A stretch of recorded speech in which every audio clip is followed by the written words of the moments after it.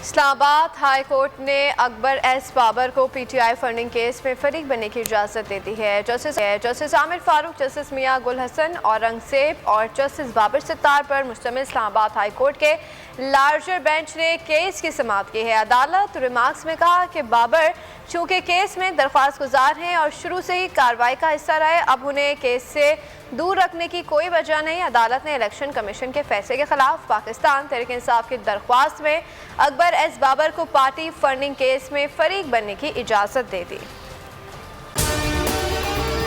अगर आपको हमारी ये वीडियो पसंद आई है तो लाइक पर क्लिक कीजिए। सबसे बड़ी कवरेज,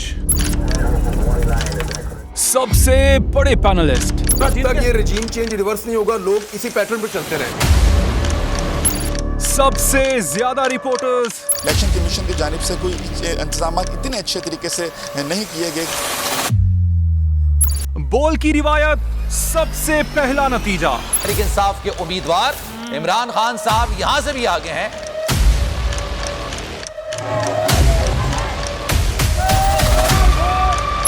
लम्हा बा लम्हा इलेक्शन की खबर सिर्फ बोल पर।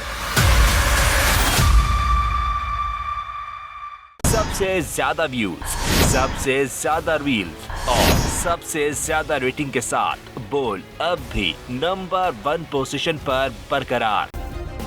सब्सक्राइब करें और बेल दबाएं ताकि कोई खबर रह न जाए।